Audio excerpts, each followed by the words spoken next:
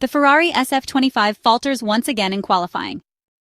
In Formula One, nailing the perfect setup isn't easy, and today the Prancing Horse failed to do so once more. There is always something missing, something the Maranello team can't quite put together for Q3. Today, the margins were extremely tight. From a handling point of view, we saw a slightly altered balance compared to yesterday. So let's take a detailed look at the setup of the Italian car in the qualifying session for the Japanese Grand Prix. The Ferrari engineers and technicians opted to move the overall balance of the SF-25 car forward, trying to fix the lack of rotation observed yesterday during the two free practice sessions at the Suzuka circuit. Generally speaking, the team carried out fine-tuning work to improve grip generation in the second and third sectors, slightly compromising the first section. There was some improvement, but ultimately the stopwatch did not reward Ferrari. After all, on this track we expected two cars to emerge, McLaren and Red Bull. The battle for pole position was going to be between them, and that is exactly what happened. However, we can identify a few key areas where the SF-25 struggled more today. In the snake section, they took a step back to gain some ground in the other two sectors. In turns 6 and 7, they showed less agility in direction changes compared to Friday. Up to that point, Charles Leclerc's lap was good. Virtually, he was even ahead of Max Verstappen, but it was right in this part of the first sector that he started to lose time. Another critical spot was the section between turn 9 and turn 11. Turn 9 is very fast and requires a lot of precision. In that section, we saw some understeer at mid-corner, which prevented the Monegasque driver from attacking the inside curb to cut the line the way the McLaren MCL39 did.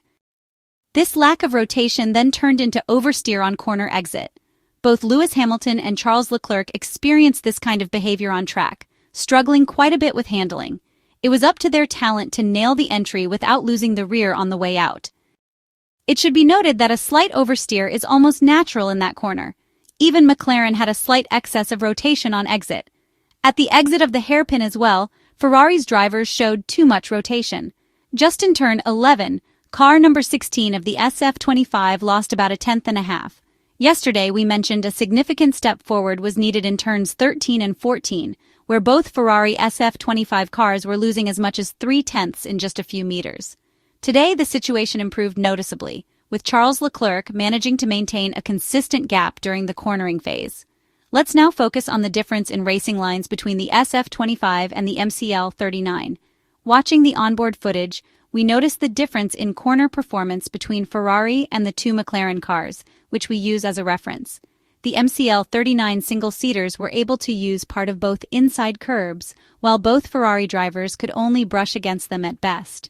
Additionally, Charles Leclerc suffered from instability in this section, which further caused him to miss the apex. On the other hand, McLaren also failed to optimize qualifying despite the fastest car overall. Lando Norris, despite delivering an almost perfect first sector, had to give in to Max Verstappen's outstanding performance. The Dutchman was exceptional today, and we can actually explain why. Let's start by saying that McLaren had indeed expected Red Bull to be quite close. The RB21 appeared to be well balanced with a very strong front end that decided pole position. It also showed a rear that today was even more stable than that of the MCL39. Yesterday, the four-time Formula One world champion had not shown at all, but we had pointed out how the Austrian team could extract more potential in certain areas and how there were limits in others that needed to be addressed. The overnight simulator work was very effective. Red Bull unlocked performance in Sector 2 to bring out the untapped potential of the RB21.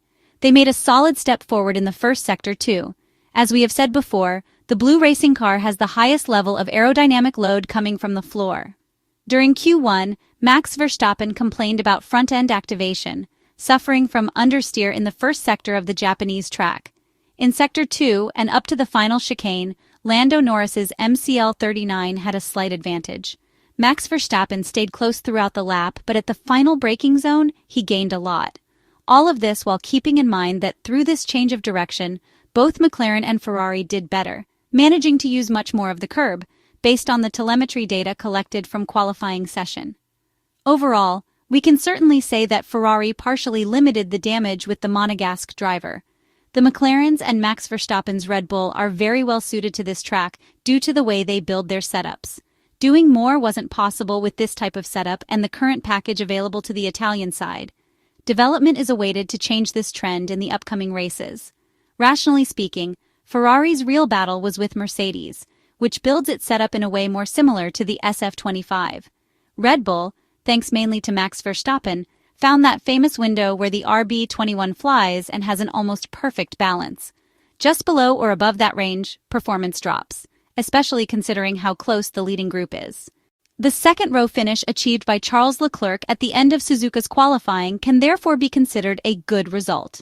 Setting aside the expectations at the start of the 2025 Formula One season, there is a clear reality.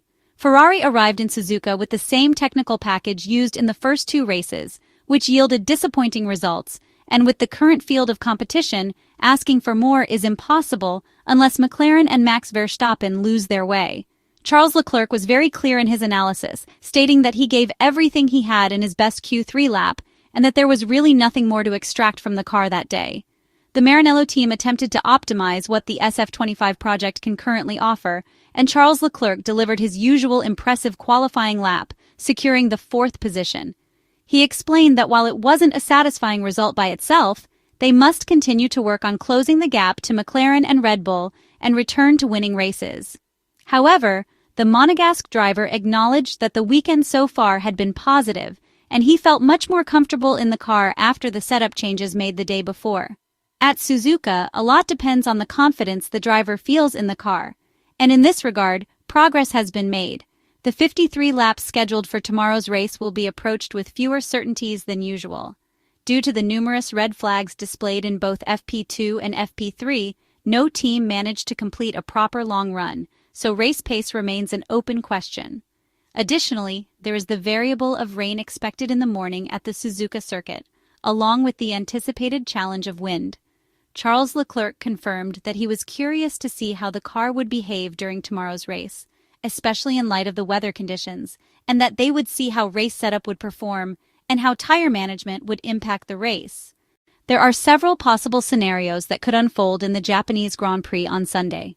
Ferrari may face a challenge from Mercedes in the race, with George Russell's qualifying error costing him a second-row position that was well within reach, but there could also be positive surprises if tire management, particularly with medium and soft compounds, proves to be better than that of their direct competitors.